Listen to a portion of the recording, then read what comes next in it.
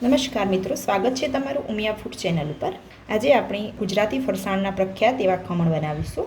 એના માટે એક બાઉલ ચણાનો લોટ છે જેને મેં ચાળી અને લીધો છે, ચાળીને જ લેવાનો છે। એમાં 3 ચમચી છે ખાંડ, સ્વાદ અનુસાર મીઠું, 5 ચમચી લીંબુના ફૂલ છે જેને મેં ખાંડીને લીધા છે, હિંગ, બધાને મિક્સ કરી દઈશું। થોડું પાણી ઉમેરીશું, એકદમ વધારે પાણી નથી ઉમેરી દેવાનું।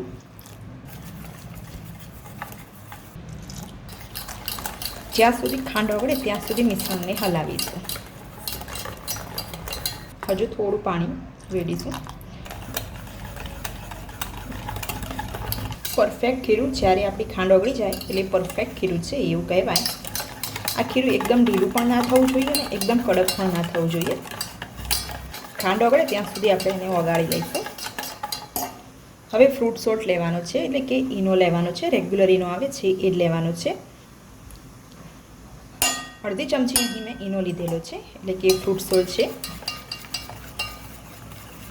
બરાબર હલાવીશું। થોડું તેલ લઈશું, 1 ચમચી જેટલું, મિક્સ કરી દઈશું।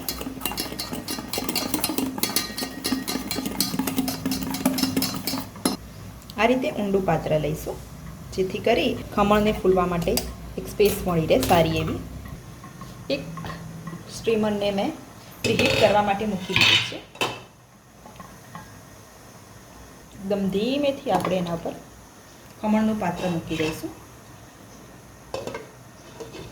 મીડિયમ ફ્લેમ ઉપર એને થવા દઈશું। 15 મિનિટ પછી આપણે ખોલીને ચેક કરી લઈશું। તમે જોઈ શકો છો એકદમ સરસ ફૂલી ગયા છે,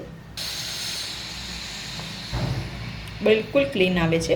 હવે આને ઠંડુ થવા દઈશું લગભગ 15 મિનિટ જેટલું, અને પછી જ એને અનમોલ્ડ કરીશું। તમે જોઈ શકો છો એકદમ અનમોલ્ડ મેં ઠંડુ થાય પછી કરી દીધું છે।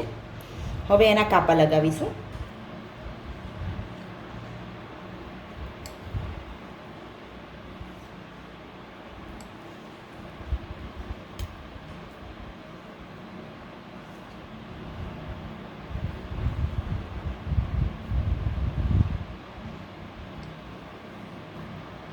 તમે જોઈ શકો છો એનો લુક હું તમને બતાવું છું, એકદમ પરફેક્ટ લુક બન્યું છે।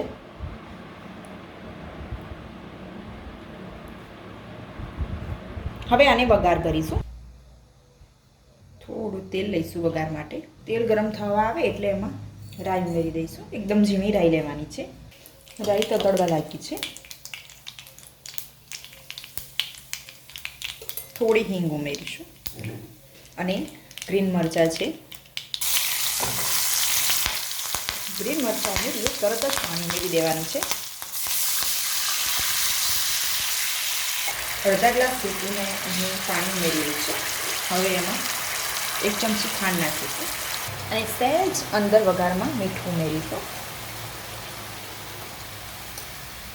બસ હવે ખાંડ ઓગળે ત્યાં સુધી જ આપણે એને ગરમ થવા દઈશું। અને મરચાં પણ આ રીતે એકદમ સરસ પાણીમાં સોફ્ટ થઈ જાય છે અને એની એકદમ ફ્લેવર બેસી જાય છે। તમે અંદર જીરું પણ ઉમેરી શકો છો। ખાંડ ઓગળી ગઈ છે, તમે જોઈ શકો છો। આ મિશ્રણ લગભગ 3 થી 4 મિનિટ સુધી આપણે ખદખદવા આ રીતે રહીશું, ઉકળવા દઈશું। હવે ગેસની ફ્લેમને આપણે ઓફ કરી દઈશું। તમે જોઈ શકો છો અહીં મેં બીજા વાસણમાં એને ટ્રાન્સફર કરી દીધા છે જેથી ઉપરનો લુક એકદમ સરસ આવે છે। આમાં મીઠા લીમડાના પાન પણ તમે ઉમેરી શકો છો। થોડું આપણે વઘાર અંદર ઉમેરતા જઈશું જેથી એકદમ સરસ રીતે પી જાય છે આ ખમણ ઢોકળા। હવે આને એક સર્વિંગ પ્લેટમાં લઈ લઈશું। ખમણને આપણે કોથમીરથી ગાર્નિશ કરીશું। તૈયાર છે મિત્રો સરસ મજાના એવા ફૂલેલા એવા બહાર જેવા જ ખમણ।